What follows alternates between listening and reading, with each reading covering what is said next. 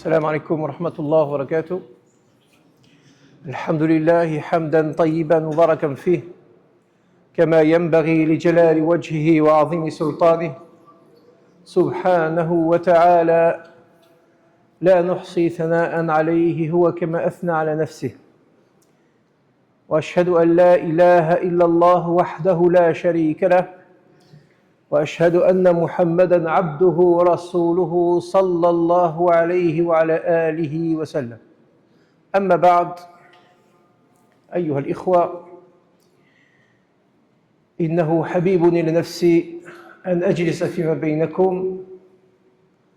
نسأل الله عز وجل كما جمعنا في هذا المسجد أن يحشرنا جميعا في زمرة النبي صلى الله عليه وسلم في أعلى الجنة، كما نسأله سبحانه وتعالى في هذا الشهر المبارك أن يتقبل منا أعمالنا وأن يوفقنا للخير والعمل الصالح، وأن يرزقنا الصدق والإخلاص في القول والعمل. Très chers frères, barakallahu fikoum, qu'Allah vous agrée. Nous appelons Allah tabaraka wa ta'ala tout d'abord, comme il nous a réunis dans cette mosquée, de nous réunir dans le plus haut degré du paradis. Et on invoque Allah subhanahu wa ta'ala d'accepter nos œuvres durant ce mois béni et les autres, et de nous soutenir afin d'œuvrer au mieux et de nous accorder la sincérité dans la parole et les actes. أيها الإخوة، يقول الله سبحانه وتعالى: والله أخرجكم من بطون أمهاتكم لا تعلمون شيئا وجعل لكم السمع والأبصار والأفئدة لعلكم تشكرون. فأصل كل واحد منا العدم، كل واحد منا مسبوق بالعدم. خرجنا من بطون أمهاتنا ولم نسمع شيئا قبل، ولم نبصر شيئا قبل، ولم نعقل شيئا قبل، ثم نشأنا متأثرين بمحيطنا، والمحيط البيئة هي التي أثرت في نشأتنا. فشخصية كل أحد منا، هويته متأثرة بالمحيط الذي نشأ فيه. كيفما كان المحيط الأهلي، الدراسي، المحيط مع الأصدقاء، في العمل، كل هذا اجتمع على الإنسان وأحاط به وشخص هويته. هذا الأمر أيها الإخوة أهل الأرض متفق عليه. Très chers frères, Allah Azza wa Jalla dit dans le Coran: et Allah vous a fait sortir des ventres de vos mères alors que vous ne saviez rien.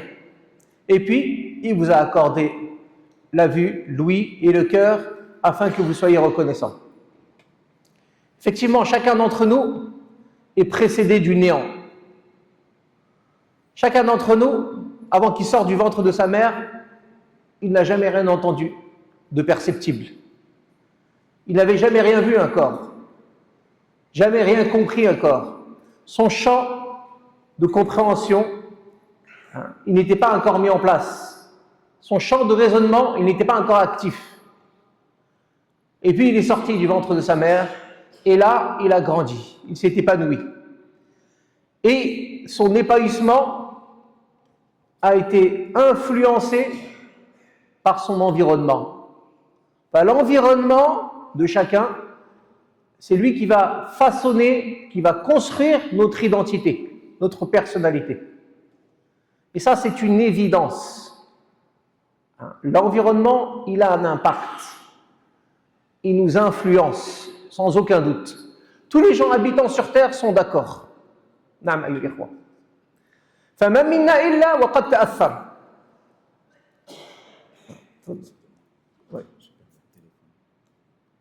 T'as perdu ton téléphone? Oui. Bon, ça doit être ça là. Désolé. Pas de problème. Naam, kullu wahidin minna muta'athir bidun shayk. Chacun d'entre nous forcément il est influencé. السؤال أيها الإخوة ليس هل أنا قد تأثرت أم لا؟ السؤال الوجيه هو من يؤثر فيك؟ من الذي أثر فيك حتى تكونت هويتك وشخصيتك؟ ما هو المؤثر الأساسي فيك؟ Donc la question, c'est pas de dire qui t'a influencé dans la vie. Ou es-tu influencé ou non dans la manière que tu vas te construire intellectuellement, dans la famille. C'est pas ça la question. La question c'est qui va t'influencer? Qui est celui qui t'a influencé le plus dans ta vie pour construire ton identité, pour ranger tes priorités dans la vie? Ouais, on parle dans un monde où il y a beaucoup d'influenceurs qui se désignent ainsi. Mais toi, Akhi, c'est qui la personne qui t'a influencé le plus dans ta vie? C'est qui t'a orienté le plus? من كان يؤمن بالله ربا وبالإسلام دينا وبمحمد صلى الله عليه وسلم نبيا ورسولا يجب أن يكون الذي أثر أكثر في تكوين هويته وشخصيته رسول الله صلى الله عليه وسلم. إن لم يكن هو فهو يقع في شيء من التناقض وشيء من الانحراف الواضح.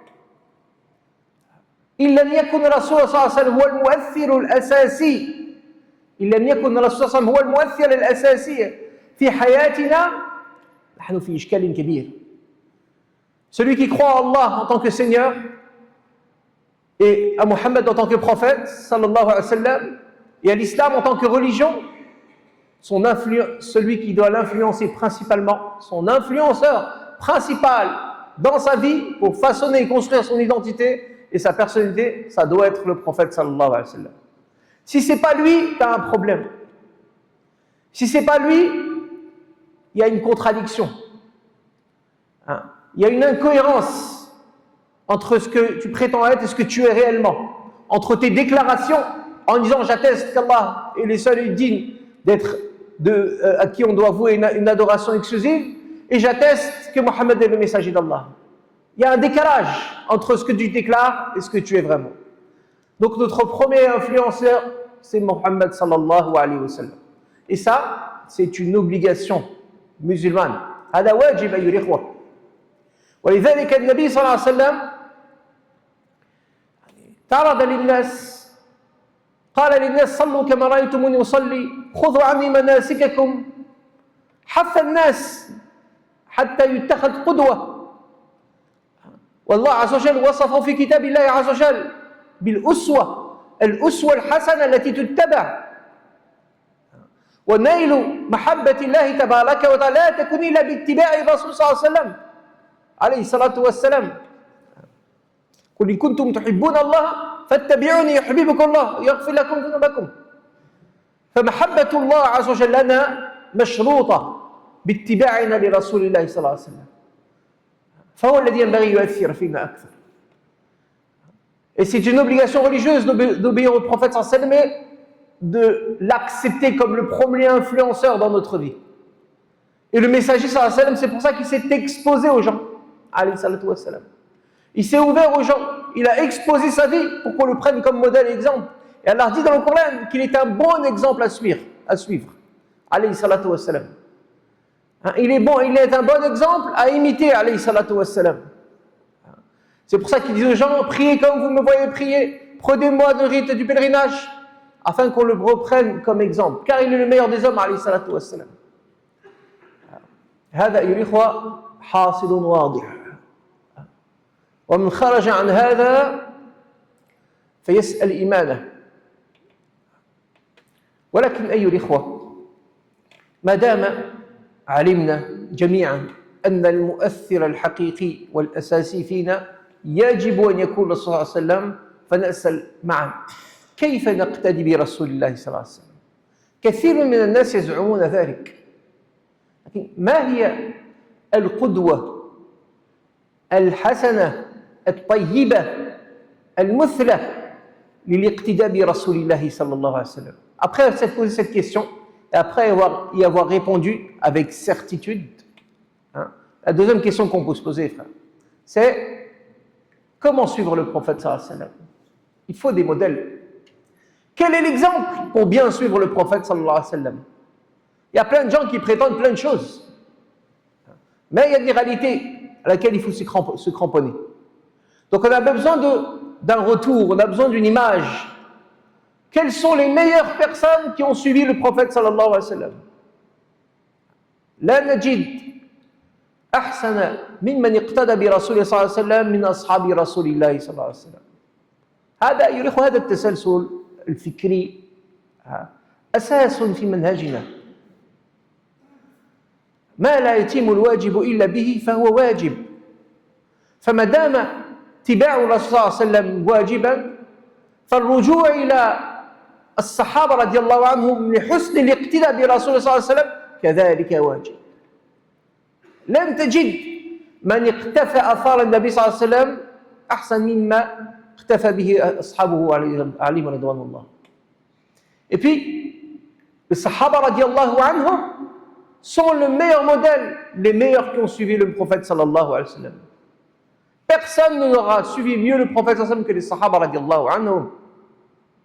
Les Sahaba radiallahu anhum, c'est le modèle à suivre pour suivre le messager d'Allah sallallahu alayhi wa sallam. Et la règle est dit que toute obligation qui ne peut être complétée par une autre action, cette action la rend obligatoire.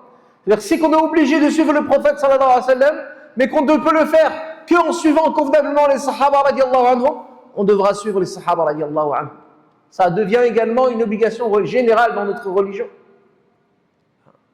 Les sahaba radiallahu anhum, حسن القدوة في اقتداء برسول الله صلى الله عليه وسلم. لذلك قال الله عز وجل في شأنهم والسابقون الأولون من المهاجرين والأنصار والذين اتبعوهم بإحسان رضي الله عنهم ورضوا عنه. المهاجرون والأنصار السابقون الأولون من المهاجرين والأنصار هؤلاء الصحابة والذين اتبعوهم بإحسان من هم؟ ينبغي أن نكون نحن هم. ينبغي أن نكون نحن هؤلاء. Allah Azza wa Jalla dit, et ceux parmi les pionniers, les premiers musulmans, les premiers et les pionniers, parmi les Ansar et les Muhajirin, les habitants de Médine, de la Mecque, et ceux qui les ont suivis d'une bonne manière. Radiyallahu anhum wa radu anhum. Allah les a agréés. Et eux, ils les ont agréés également, Allah subhanahu wa ta'ala. Mais Allah Azza wa Jalla dit dans ce verset, subhanahu wa ta'ala, ceux qui sont les pionniers, les premiers qui ont embrassé l'islam, parmi les muhajins, les ansar, ça c'est les sahaba. Et ceux qui les ont suivis de la meilleure des manières, c'est qui ça? Ça devrait être nous. On devrait être ces gens-là. On devrait être ceux qui ont suivi le prophète sallallahu alayhi wa sallam et qui ont suivi son modèle avec lui. Les sahaba radiallahu anhum. Radiallahu anhum. Tu gagnes quoi? L'agrément d'Allah subhanahu wa ta'ala. Et si tu as l'agrément d'Allah, tu n'as besoin de rien d'autre dans la dunya. ويقول الله عز وجل وما يشاقق الرسول من بعد ما تبين له الهدى ويتبع غير سبيل المؤمنين نوله ما تولى ونصله جهنم وساءت مصيرا. آية كذلك واضحة. وما يشاقق الرسول من بعد ما تبين له الهدى ويتبع غير سبيل المؤمنين. الفقرة الأولى كانت كافية وكانت كافية على الدلالة على الانحراف لمن يشاقق منهج الرسول صلى الله عليه وسلم. لكن الله عز وجل زاد قيدا وقال ويتبع غير سبيل المؤمنين وهو سبيل الصحابة ومن جاء بعدهم. Et Allah Azza wa Jalla dit dans le Coran également, et ceux qui font scission avec la voix du prophète sallallahu alayhi wa sallam, alors qu'elle fut clairement, qu'elle leur fut clairement exposée, et qui suivent autre que le chemin des croyants. Ils seront égarés, ils vont avoir des problèmes. Mais ce qu'on remarque dans ce verset, les frères, c'est que Allah Azza wa Jalla, il parle de gens qui font scission avec la voix du prophète sallallahu alayhi wa sallam après qu'elle leur fut clairement exposée. Ça suffit. Ce parti du verset, il suffit pour pouvoir décréter qu'il y a un problème. Lakin Allah, il rajoute quelque chose. Il dit, ils font quoi en plus? Ils suivent autre que le chemin des croyants. C'est qui ces croyants? Les versets, ils ont un sens. Il faut qu'on soit réactif. Il faut qu'on soit sensible au message d'Allah subhanahu wa ta'ala. Ils suivent autre que le chemin des croyants. Le chemin des croyants, c'est le chemin des Sahaba radiallahu anhum. Et ceux qui les ont souvenus complètement. Donc ça montre l'importance que les Sahaba doivent avoir dans notre vie et dans notre cheminement vers Allah Azza wa Jal et dans la construction de notre identité, de notre personnalité en tant que musulman. يقول النبي صلى الله عليه وسلم إن النجوم أمان السماء إذا ذهبت النجوم أتى السماء مكان توعد وأنا أمان لأصحابي إذا ذهبت أتى أصحابي ما يوعدون وأصحابي أمان لأمتي فإذا ذهب أصحابي أتت أمتي مكان توعد.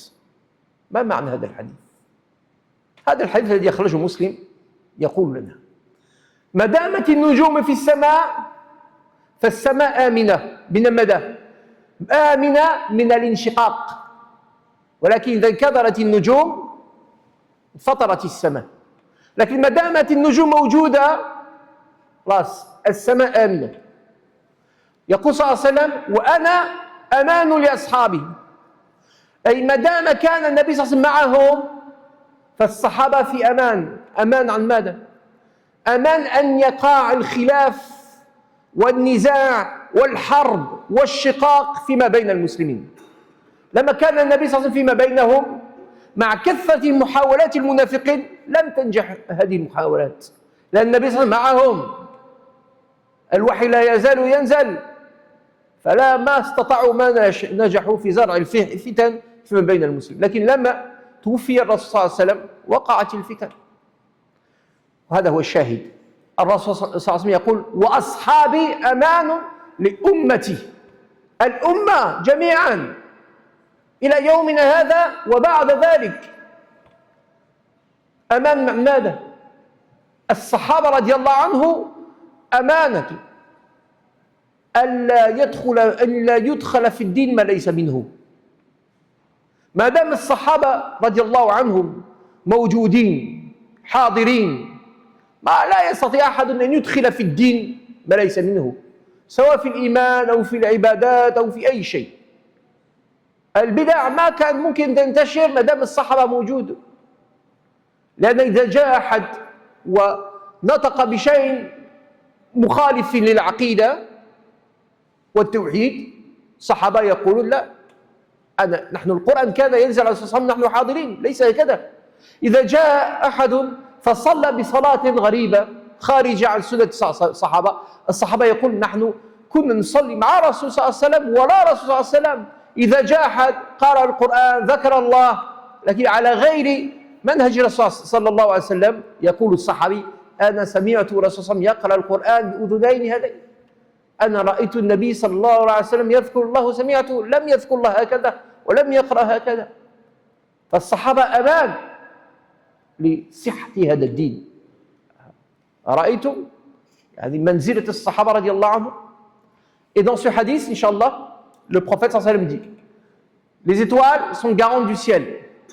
Si les étoiles disparaissent, le ciel sera touché par ce qui les menaçait. Et moi, je suis garant de mes compagnons. Si je disparais, mes compagnons seront touchés par ce qui les menaçait. Et mes compagnons sont garants de la Ummah. Si la Ummah disparaît, si les Sahaba disparaissent, la Ummah sera touchée par ce qui les menaçait. Alors il veut dire quoi ce hadith que rapporte l'imam Muslim? Il veut dire que tant qu'il y a des soleils, il y a des étoiles dans le ciel, elles sont garantes du ciel. Le ciel, il ne se déchire pas. Il n'y a pas la fin du monde. Mais dès que les étoiles vont s'assombrir, comme Allah a dit dans le Coran, là, ça va être la fin des temps. Et le soleil va se déchirer. Donc, les étoiles sont garantes du ciel. Puis il dit, moi je suis garant de mes compagnons. Tant que je suis là, mes compagnons ne seront pas touchés par ce qui les menaçait. Qu'est-ce qui pouvait toucher, qu'est-ce qui menaçait les Sahaba radiallahu anhu? C'était la division, le conflit, les guerres. Tant qu'il y avait le prophète sallallahu alayhi wa sallam, ça ne pouvait pas marcher. Et pourtant les hypocrites, ils ont essayé, à plusieurs reprises. Ils ont été très actifs pour semer le trouble entre les musulmans. Lakin, tant que le prophète sallallahu alayhi wa sallam était là, ils n'arrivaient pas. Ils n'arrivaient pas à leur fin. Mais quand le prophète sallallahu alayhi wa sallam est mort, il y a eu de la division, et des guerres même. Et là, c'est pour ça qu'on a cité ce hadith. As-Sahaba, ils sont garants de toute la Ummah. Tous les musulmans et musulmanes, au nord, au sud, à l'est, à l'ouest, tous les musulmans, toute la Ummah, jusqu'à notre temps et après même. Donc ils sont garants de quoi, les sahaba radiallahu anhu? C'est les garde-fous de quoi? Tant qu'il y avait les sahaba, tu ne pouvais pas introduire dans la religion ce qui n'en fait pas partie. Tu ne peux pas mettre d'innovation dans la religion. Sahabi, il est là. Tu ramènes une mauvaise croyance, sahabi, moi j'ai écouté le prophète, le Coran descendait, on était là. Quelqu'un il vient, il prie d'une manière différente que le prophète, ça me dit, moi j'ai vu avec de mes propres yeux le prophète, ça me priait. Moi j'ai entendu de mes propres oreilles le prophète, ça me récitait le Coran. Dès qu'il y a quelque chose qui n'allait pas, le sahabi il est là. Il dit non, ça ne marche pas. Mais quand l'époque des sahaba a commencé à disparaître et les siècles passèrent et les gens sont un peu éloignés des enseignements des sahaba, là on a vu des choses s'introduire dans la religion qui n'en faisaient pas partie. نعم أيها الإخوة هذه المقدمة أيها الإخوة مهدتها إليكم حتى نعلم أن تعلم أحوال الصحابة رضي الله عنهم ليس من باب التسلية، ليس من باب أن نسمع أخبار السلف ونتعجب من أخبارهم ونجلهم فقط، لا. تعلم بأحوال الصحابة منهج علم وتطبيق عملي. نتعلم أحوال الصحابة رضي الله عنهم نترجم ذلك في حياتنا. Toute cette introduction qu'on a citée, mes frères, c'est pour comprendre que apprendre la vie des Sahaba radiallahu anhum, c'est pas des récits comme ça motivants uniquement. C'est pas qu'une petite motivation, c'est pas des contes, c'est pas des histoires, c'est une voie à suivre, c'est un chemin à emprunter, c'est un exemple à lequel on doit se cramponner. On apprend les Sahaba radiallahu anhum pour s'inspirer de radiallahu anhum. فالمجتمع المدني في عهد الرسول صلى الله عليه وسلم كان مجتمعا مثاليا نموذجيا، فهو قدوة أسوة لكل مجتمعات إلى نهاية العالم. ما لا يوجد على وجه الأرض مجتمع أحسن وأفضل وأكرم من هذا المجتمع، فلا بد أن نرجع إليه ونقتبس مما كان فيه من الخير لننزل ذلك في حياتنا. La société médinoise à l'époque du prophète sallallahu alayhi wa sallam, c'est la meilleure société qu'a connue l'humanité. C'est une société idéale, c'est une société pilote pour toutes les sociétés de l'humanité, jusqu'à nos jours et même après. C'est un socle dont on doit s'inspirer, dont on doit s'imprégner pour le remettre en pratique au quotidien. Il ne faut pas regarder de loin l'époque des Sahaba radiallahu anhum. Il faut les inviter à notre époque et s'inspirer d'eux. نعم. أيها الإخوة، لنا الشرف كل شرف أن نستضيف يوما هذا اليوم ضيفا كريما، ضيفا عظيما، صاحب شأن وصاحب منزلة عالية. نعم أيها الإخوة، تعالوا نتجاوز القرون نحو الوراء، نجتاز الجبال والويدان ونعبر البحار إلى أن نصل تحت سماء مكة. قد بعث النبي صلى الله عليه وسلم وبدأ يدعو إلى الله تبارك وتعالى قائلا قولوا لا إله إلا الله تفلحوا. وبدأت كلمات التوحيد تتجاول في شعاب وطرق مكة وتتلقى أسماع أهل مكة بين من يقبل وبين من يرد، بين من يتعظ وبين من يرد ردا شنيعا ويعتدي على أهل الإيمان. هكذا كانت الظروف. Donc, aujourd'hui, Inch'Allah, nous avons l'honneur d'accueillir un grand invité, un invité exceptionnel, un homme d'une grandeur d'esprit, un homme de qualité exceptionnelle, humaine, de qualité spirituelle, dont peu ne peut s'égaler, que peu ne peut s'égaler à cette dimension. Alors je vous invite à revenir un peu en arrière, traverser les siècles, traverser les mers, les montagnes, jusqu'à arriver en dessous du ciel de la Mecque. Il y a plus de 14 siècles. Le prophète sallallahu alayhi wa sallam a déjà reçu la révélation. Il appelle les gens à l'islam. Il dit La ilaha illallah tuflihu. Dites la ilaha illallah, vous allez réussir. C'est ça le chemin du salut. Et le Coran, il commence à être diffusé ici et là. Les paroles d'Allah Azzawajal, elles circulent dans les rues de la Mecque. Hein, et les gens de la Mecque les écoutent. Certains acceptent, certains n'acceptent pas. Certains sont sensibles à l'exhortation du Coran, certains sont virulents et décident de combattre l'islam. C'est les plus nombreux. Donc ça, c'est l'environnement. في هذه الظروف أيها الإخوة هناك شخص وذاك رجل ولد عبيدا نشأ بمكة ولعله ولد بمكة قيل غير ذلك قيل ولد بالشام لكن لعله ولد بمكة ولد 3 سنوات بعد عام الفيل يعني بينه وبين الرسول صلى الله عليه وسلم 3 سنوات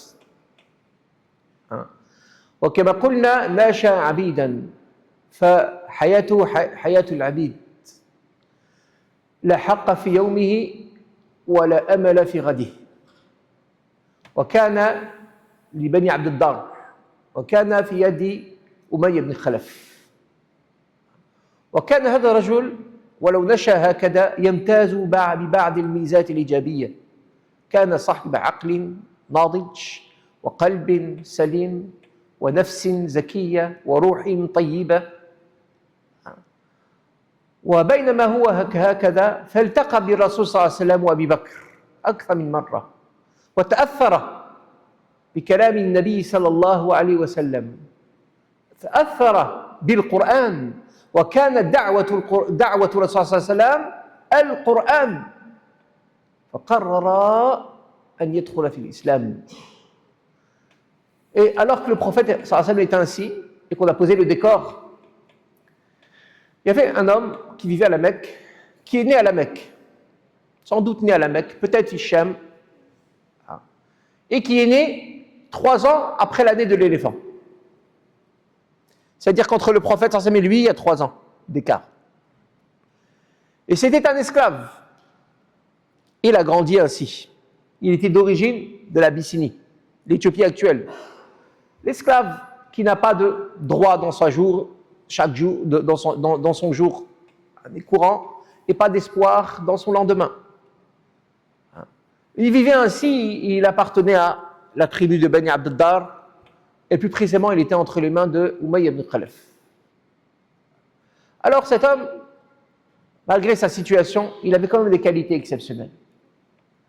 Il était connu pour son intelligence, sa sensibilité, son courage, sa vaillance, sa lucidité.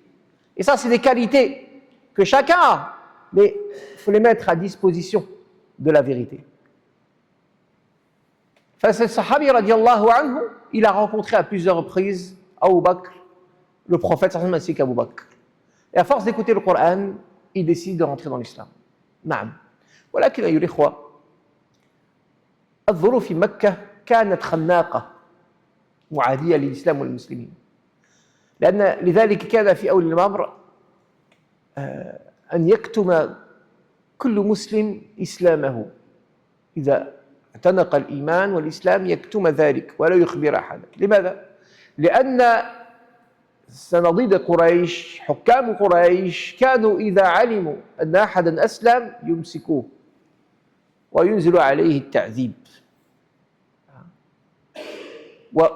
وهذا الصحابي وهو بلال بن رباح رضي الله عنه كان من السابقين الأولين.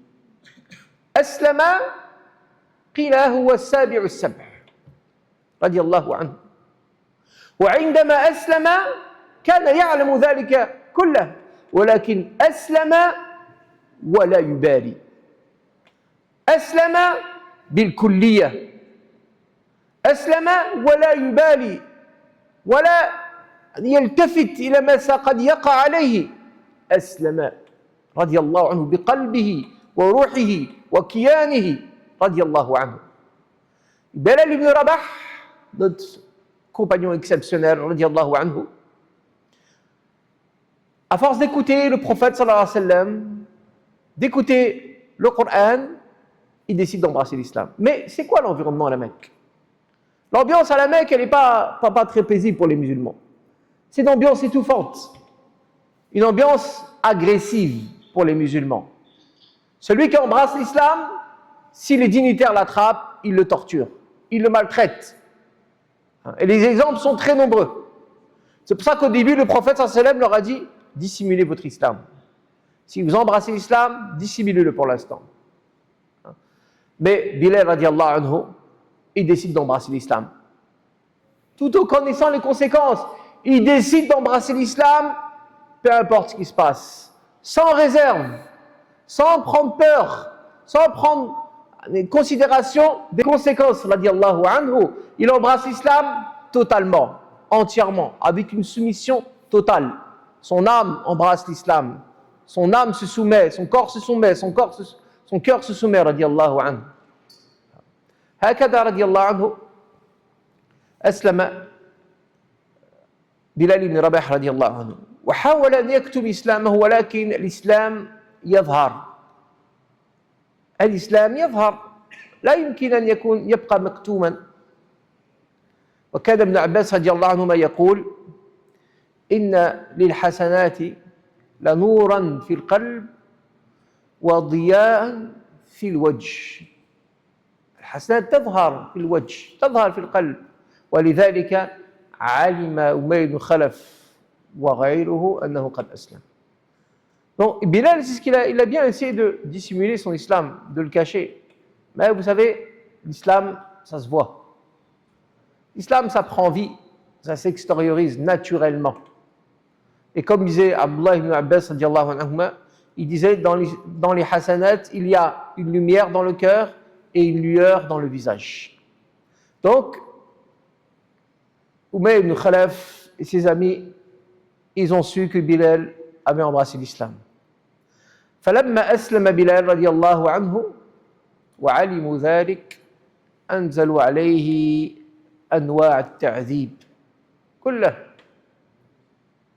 Lorsqu'ils ont su que Bilal avait embrassé l'islam, ils ont appliqué sur lui toutes sortes de tortures. نعم. ضربوه بالسياط حتى تمزقت جلوده. كانوا يجرونه بقدميه على الأرض حتى تأكل الحصى من لحمه. كانوا يخرجونه إلى بطحاء مكة في وقت الظهيرة، وقت أن تتوسط الشمس في كبد السماء وأن تكون الحرارة مرتفعة جدا، فيجعلوها على ظهره وينزلون عليه شتى أنواع العذاب. كان بعض الناس يتشاركون في حمل صخرة كبيرة ويضعونها على بطنه، وكانوا يلبسون عليه الضرع من الحديد الملتهب ويحترق مع شدة الشمس والحرارة. ما ذنبه؟ ما هي جريمته؟ أقتل نفسا؟ أسرق شيئا؟ أطلب ملكا؟ جريمته أنه قال لا إله إلا الله. وكان أمية بن خلف يضربه ويقول لا تزال هكذا حتى تموت أو تكفر بمحمد. وكانت الكلمة الوحيدة التي تخرج من فم أبي بلال رضي الله عنه هي أحد أحد أحد أحد. نفسه الزكية لم تسمح له إلا أن تنطق بهذه الكلمة. Et ils ont commencé à le torturer violemment.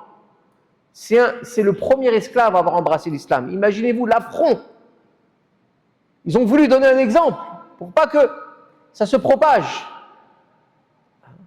Ils le fouettaient violemment jusqu'à ce que sa peau se déchire. Ils le traînaient par les jambes dans la terre, dans le sable, dans les cailloux, jusqu'à ce que les cailloux consomment de sa chair. Il l'attrapait, il le sortait dans les plaines de la Mecque. Au moment du zénith, au moment où le soleil le frappe le plus fort. Et parfois, il lui mettait une armure en fer, brûlante. Et il le laissait comme ça cramer. Et parfois, il allongeait sur le dos, et certains de ces hommes s'entraidaient pour porter une grosse pierre, un rocher. Il le portait, il le posait sur sa poitrine. Un rocher brûlant, ardent, et il le frappait. Quel est son péché? Quel est son crime? Qu'a-t-il fait? Est-ce qu'il a tué une personne? Est-ce qu'il a volé quelque chose? Est-ce qu'il a réclamé un pouvoir quelconque? Il a dit La ilaha illallah. Et la seule parole qu'il leur a dit, qu'il leur a concédée, c'est Ahadun, Ahad, unique, unique. Umayy ibn Khalaf lui disait Wallahi, tu vas rester comme ça jusqu'à ce que tu meurs. Sinon, il faut que tu renies Mohammed. Et il leur disait Ahadun, Ahad. Rien. Il n'aura rien livré, rien donné. والعذر موجود إلا من ذكرها وقلبه مطمئن بالإيمان. Il a le droit de dire, c'est permis dans l'islam. Wallah, il ne dit pas. لأن بلال الأمة, il ne dit pas, il leur donne rien. رضي الله عنه. وإذا تعبوا ربطوا على عنقه ربطوا من عنقه بحبل غليظ وسلموه إلى السفهاء إلى غلمان مكة يجرونه في طرقات مكة ويرجمونه ويسبونه. Et quand ils étaient fatigués, ils l'accrochaient avec une corde rêche, dure, au cou, et ils le faisaient traîner. Ils le livraient aux enfants, ils le livraient aux villes d'esprit de la Mecque, et ils le traînaient dans la ville de la Mecque, dans les rues de la Mecque, et on jetait des pierres et on l'insultait. Et ils ne disaient que Ahad, Ahad. الثبات أيها الإخوة، الثبات على الحق. أين الثبات في هذه الأمة؟ هناك من يبيع دينه بثمن بخس، هناك من يخون الأمانة بلا شيء. Bilal radiallahu anhu lahu hada al-mawqif. Ça s'appelle être raffermi. Où est le raffermissement de la religion? Il y en a, ils vendent leur religion pour un prix vil. Il y en a, ils trahissent leur religion, ils trahissent leur din pour rien. Pour rien. لماذا لم يستسلم بلال؟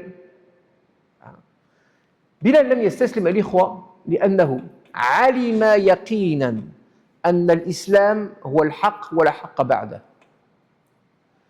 لم يستسلم رضي الله عنه لأنه يستسلم لهؤلاء لأنه علم يقينا أن حياته لا يمكن أن تستمر بدون الإسلام، وأن حياته لا يمكن أن تستقيم بدون القرآن وبدون الإيمان وبدون اتباع خير الأنام. مستحيل. هذا علم يقينا. فما هو بلال في حياة ما عنده اختيارات هنا، عنده خيار واحد فقط. Pourquoi Bilal il n'a pas répondu? Pourquoi Bilal il n'a pas craqué? Parce que Bilal il a eu une certitude qu'à ce moment-là, l'islam c'était la vérité et qu'il n'y avait pas d'autre vérité qui comptait. Il a compris qu'il n'y avait pas d'avenir pour lui sans l'islam. Il a compris que jamais sa vie pourrait être s'il n'y a pas la foi avec lui, s'il n'y a pas la suivi du prophète sallallahu alayhi wa sallam, s'il n'y a pas le Coran. Et ça, il l'a su avec certitude. فالإيمان أيها الإخوة إذا دخل في القلب واستقر واختلط بالدم واختلط باللحم يصنع بصاحبه العجائب. C'est comme ça la foi, les frères. Si ça rentre bien dans le cœur, si ça s'imprègne, si ça se mélange à la chair, ça se mélange au sang, elle permet à celui qui a cette foi de réaliser des choses exceptionnelles. Comme notre sahabi radiallahu anhu Bilal, et comme d'autres, et ils sont nombreux, radiallahu anhu. مر أبو بكر رضي الله عنه به ورأى أمية يعذبه فقال له ألا تتقي له في هذا المسكين إلى متى؟ فقال أمية بن خلف أنت الذي أفسدته فانقذه. عجيب. قال أنت الذي أفسدته. فقال طب بيعه. قال أبيعه ب7 أوقية من الذهب وقيل 10. فأعطاه أبو بكر رضي الله عنه مباشرة. فقال أمية بن خلف والله لو أبيت إلا بأوقية واحدة لبعتك إياه. فقال أبو بكر والله لو أبيت إلا 100 أوقية لا أخذته. لأن أبا بكر يعلم قيمة الرجال يعلم قيمة بلال بن Rabah. Bilal ibn Rabah, alors qu'il était en train d'être châtié, Abu Bakr radiallahu anhu, il passe devant. Et Abu Bakr, on l'appelle Wahibul Huyriyat. C'est celui qui accordait les libertés. Et là, il le voit comme ça, et il dit à Umayy ibn Khalaf, mais tu crains pas Allah sur ce mesquin, ce pauvre-là? Jusqu'à quand tu vas le torturer? Et l'autre, il lui dit, mais c'est toi qui l'as perverti, sauve-le maintenant. Alors Abu Bakr lui dit, oui, je te le sauve, je te l'achète. Il lui a dit, combien tu l'achètes? Je te le vends 7 uqiyya, 5 pièces d'or, ou 10. Abu Bakr, il s'exécute, il lui donne. Après, Umayya, pour un peu vouloir dénigrer Bilal, il dit, Wallahi, tu m'en aurais demandé qu'une, tu m'en aurais offert qu'une, je te l'aurais vendu, pour montrer qu'il n'a pas de valeur. Abu Bakr lui dit, Wallahi, si tu m'aurais demandé 1100, je te l'aurais donné. Parce qu'Abu Bakr, radiallahu anhu, il connaît la valeur de ce sahabi exceptionnel. Radiallahu anhu. ثم اعتقه أبو بكر رضي الله عنه. ومن هذا الوقت لازم رسول الله صلى الله عليه وسلم. كان ألزم من الرسول صلى الله عليه وسلم من ظله.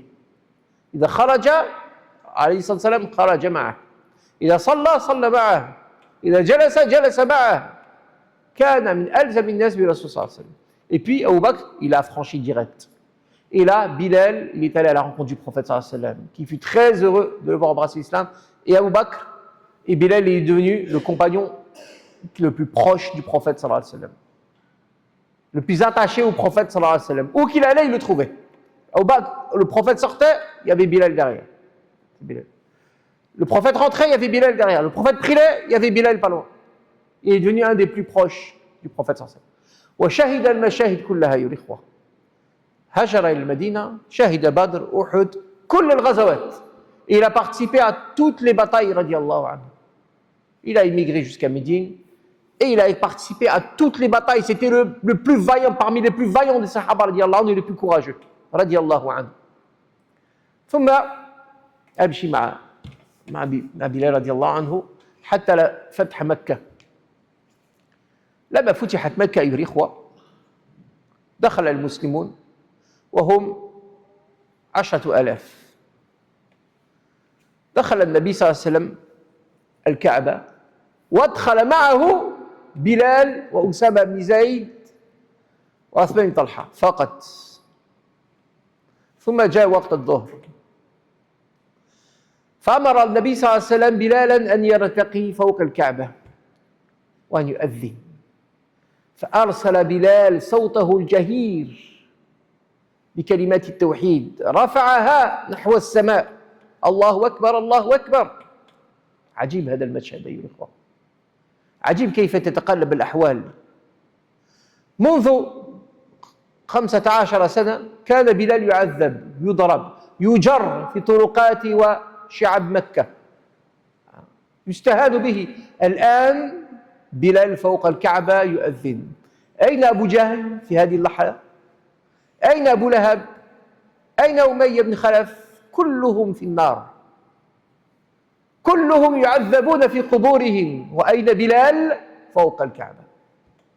أليس هذا بالعدل؟ أليس هذا يعني بتطبيق عملي لقول الله تبارك وتعالى إن أكرمكم عند الله أتقاكم، وقول النبي صلى الله عليه وسلم لا فرق لعربي على عجمي ولا عجمي لعربي ولا الأبيض على أسود ولا الأسود على أبيض إلا بتقوى الله.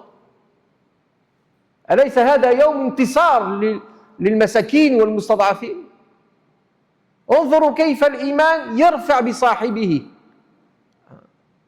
ما الذي رفع بلال إلى هذه الدرجة؟ دينه وإيمانه وعمله رضي الله عنه. Et puis, on passe les années, les frères, et on arrive à la conquête de la Mecque. À la conquête de la Mecque, le prophète sallallahu alayhi wa sallam arrive avec 10 000 sahaba radiallahu anhu, et puis il s'approche de la Kaaba. Il rentre dans la Kaaba, et il y a 3 qui le suivent, c'est tout. Bilal ibn Rabah, Usama ibn Zayd et Uthman ibn Talha. Et il rentre dans la Kaaba, puis il sort.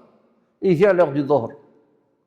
Quand vient l'heure du Dhuhr, le prophète sallallahu alayhi wa sallam ordonne à Bilal de monter au-dessus de la Kaaba et de faire l'adhan, de faire l'appel à la prière. Et c'est ce que fait Bilal radiallahu anhu. il lance les paroles du tawhid vers le ciel, en disant Allahu Akbar, Allahu Akbar. Ce jour-là, c'est Bilal qui est au-dessus de la Kaaba. Et subhanallah, comment Allah fait que les choses changent. Nous, des fois, on est là, on est en panique, on a des choses qui se passent, on ne connaît pas l'histoire, on ne lit pas notre histoire. Wallah, on est en panique dès qu'il y a quoi que ce soit. On est catastrophé, ou sinon on minimise des choses qui sont beaucoup plus graves en vérité. Si on voit l'histoire, on voit que la hawali change. Il faut seulement apprendre, étudier dans l'histoire, qu'est-ce qui fait que ça change, en bien ou en mal. Il y a des sunnam, il y a des choses qui se répètent dans ce bas monde. Allah, il a mis des règles. Nous, on n'étudie pas les règles. On veut regarder que les faits. Mais on ne voit pas qui sont les leviers. Ça ne nous intéresse pas. Alors que c'est ça le plus important. C'est ces causes qui sont les plus importantes. Parce que, subhanallah, il fait que les choses changent. Il y a à peine 15 ans, Bilal, on traînait comme ça par des cordes dans les rues de la Mecque, on lui jetait des pierres, on l'insultait, on le torturait. Et là, Bilal, il est où? Il est au-dessus de la Kaaba. Il fait l'adhan. Il y a 10 000 sahaba qui sont là. Plus les habitants mécois. Il y avait encore des non-musulmans. Tous, ils sont là. Personne ne dit rien. Abu Jahl, il est où là? Il est en enfer là. Il est en train d'être châtié dans sa tombe. Abu Lahab, il est où? Umayya ibn Khalaf qui le torturait, il est où là à ce moment-là? Il est dans sa tombe en train d'être châtié. Avec des châtiments de la tombe terribles. Bilal, lui, il est au-dessus. De la Kaaba, il fait l'adhan. Ça, c'est une revanche. Ça montre qu'Allah Azza wa Jal, il donne sa victoire au juste, subhanahu wa ta'ala. C'est une revanche et c'est une application juste de la parole d'Allah subhanahu wa ta'ala. Les plus nobles d'entre vous auprès d'Allah, ce sont les plus pieux. C'est une application juste de la parole du prophète sallallahu alayhi wa sallam. Il n'y a pas de différence entre un arabe et un non-arabe et un blanc ou un noir que par sa piété. Ce qui a élevé Bilal ce jour-là, c'est sa foi, sa religion, sa connaissance, ses œuvres. C'est ça qui a mis Bilal à ce degré. Puis les années passent. ويموت النبي صلى الله عليه وسلم فحزن بلال حزنا شديدا وجاء وقت الصلاة وأمر أبو بكر وهو الذي تولى الخلافة أمر بلال أن يؤذن فطالب بلال أن يعافيه من الأذان ولكن أمره بذلك فأذن بمكة بالمدينة ولكن أيها الإخوة وهو مؤذن رسول الله صلى الله عليه وسلم والمؤذن الرسمي عندما جاء تشريع الأذان اختاره النبي صلى الله عليه وسلم هو ليس لأن صوته كان قويا لا لأنه كان من أحب أصحابه عليه السلام فهنا أمره بلال لكن لما وصل أمره أبو بكر ولكن لما وصل إلى قوله أشهد أن محمد رسول الله صلى الله عليه وسلم أشهد أن محمدا رسول الله عليه الصلاة والسلام يعني احتبس صوته اختنق لم يستطيع أن يكمل الأذان غلبته العبرات فحبس ثم ذهب إلى أبي بكر وقال عافني عن الأذان إذن لي حتى أخرج إلى الشام وجاهد في سبيل الله فقال له لا تبقى معي ثم قدم له حجة قوية قال لما اعتقتني هل اعتقتني لنفسك أو اعتقتني في سبيل الله قال لا في سبيل الله أي دعني فأذن له أن يخرج من المدينة مات الإمام صلى الله عليه وسلم كيف يعيش المؤذن فترك المدينة رضي الله عنه واستقر بالشام. Et puis les années passèrent et vint la mort du prophète sallallahu alayhi wa sallam. Le jour de sa mort, ça a été une tristesse généralisée. Tout le monde a été affligé. Mais la prière, elle est là. Il faut continuer à faire la salat. Abu Bakr, c'est le khalifa radiallahu anhu. Et il dit à Bilal, fais l'adhan. Bilal, fais l'adhan. Mais lorsqu'il arrive à Ashhadu anna Muhammadan Rasulullah, il ne peut pas continuer. Bilal, c'est le mu'adhin du prophète sallallahu alayhi wa sallam. On le connaît pour ça. Quand l'adhan a été instauré, le prophète a choisi Bilal. Pas parce qu'il avait uniquement une belle voix ou sa voix portée, non, parce que c'est son compagnon à lui qui est toujours avec lui, qui l'appelle lorsqu'il est l'heure de la prière, qui lui ramène ses sandales, qui est proche de lui. Il veut que ce soit lui encore. Mais là, quand il dit « fais l'adhan » et il arrive à Muhammad Rasulullah, il n'arrive pas à continuer. Il est submergé par les émotions, il pleure, et puis il va voir Abu Bakr, il lui dit permets-moi de ne plus faire l'imam, de ne plus faire l'adhan. Abu Bakr dit, non, tu restes avec moi. Il dit, permets-moi de quitter Médine, je ne peux plus rester ici. Non, c'est trop de souvenirs, il n'arrive pas à se contenir. Abu Bakr dit, non, tu restes avec moi. Et Bilal, là, lui donne un argument très fort. Il lui dit, quand tu m'as affranchi pour toi ou fils Abillah? Il a dit, non, fils Abillah, alors laisse-moi partir. Je vais Sham, je fais djihad, je combats dans le sentier d'Allah Azza wa Jal. Et puis Abu Bakr accepta. Et Bilal, il a vécu Sham durant des années. Et quand il y a eu la conquête de la Mecque, quand il y a eu la conquête du Quds, Bayt al-Maqdis, les musulmans, ils sont venus de toutes parts. Ils sont venus de toutes les contrées et ils sont réunis en Palestine, Bayt al-Maqdis. Et c'est à l'époque de Omar radiallahu anhu. Et puis Omar a vu Bilal, et il a dit à Bilal, fais l'adhan. Et Bilal, il n'avait plus jamais fait l'adhan. Depuis cela, il ne faisait plus l'adhan. Il le faisait pour le prophète sallallahu alayhi wa sallam. L'imam est mort, alayhi sallam, le mu'adhin ne vit plus, il ne fait plus l'adhan. Et Omar lui ordonne. Bilal, il demande de ne pas le faire. Omar lui dit, c'est un ordre, tu fais l'adhan. Il se lève, il fait l'adhan. Et dès qu'il a commencé, tous les sahaba radiyallahu anhu, et Omar le premier, ils se sont mis à pleurer. Ils ont été submergés par l'émotion. Pourquoi? Parce que l'adhan de Bilal, ça leur a rappelé tous les souvenirs avec le prophète sallallahu alayhi wa sallam. Les sahaba radiyallahu anhum, ils ont vécu avec le prophète sallallahu alayhi wa sallam. Le Coran descendait, ils étaient là, ils mangeaient avec lui, ils priaient avec lui tous les matins, tous les jours, tous les asars. Ils échangeaient avec lui, ils ont voyagé avec lui. Alayhi salam, tout ça, c'est revenu. Et on dit que le Quds, elle a tremblé. Elle s'est secouée par les pleurs des sahaba radiyallahu anhu. La 20e année de l'Hijra, radiyallahu anhu, sana ashri, توفي بلال رضي الله عنه بالشام ذاريا وبينما هو في سكرات الموت وزوجته تقول يا وحزنا إذ هو يقول وفرحا غدا ألقى الأحبة محمدا وصحبه محمدا وحزبه. Et la 20e année de l'Hijra vint la mort de Bilal radiallahu anhu, Bisham, Thalia, une petite ville à côté de Damas. Et au moment de sa mort, sa femme criait et disait « Quelle tristesse, quelle tristesse !» Et lui dit « Non, quelle joie, quelle joie ! Demain, je vais rencontrer Mohammed. Je vais rencontrer Mohammed, je vais rencontrer mes bien-aimés, Mohammed et ses compagnons.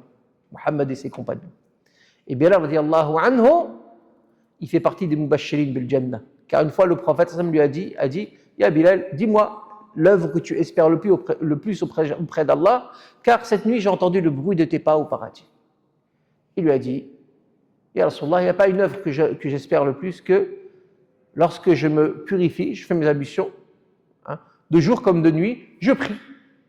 Parce que Allah me permet de prier. Subhanallah, cette réponse elle est incroyable. Ce qu'il espère le plus, c'est une adoration intime avec Allah Azza wa Jal. Il a été torturé, il a fait tous les djihad, toutes les campagnes, il a fait la hijra, il faisait l'adhan, et c'est ça son action, une relation avec son créateur, subhanahu wa ta'ala. Ça vous montre la profondeur de cet homme et comment il avait une compréhension de la religion très exacte. Parce que tout ce qu'il a fait, ça, c'était son devoir. Quand il a fait les batailles, quand il a fait la hijra, c'est son devoir, ça. Ça, il le fait. Ça, c'est sa relation intime, c'est ça qu'il espère auprès d'Allah, subhanahu wa ta'ala. On a essayé de survoler un peu la vie de Bilal. Bien sûr, il y a beaucoup de choses, énormément de choses qui restent, mais c'est seulement l'objectif, seulement donner un peu d'éveil pour qu'on puisse revenir sur la vie de ce sahabi et d'autres et s'imprégner de leur exemple, inshallah ta'ala, et de les mettre en application au quotidien. Sallallahu yuwaffiqana jami'an, yatub alayna, wa sallallahu wa sallim wa barik ala Muhammadin wa ala alihi wa sahbihi ajma'in, walhamdulillahi rabbil alamin. Barakallahu fikum.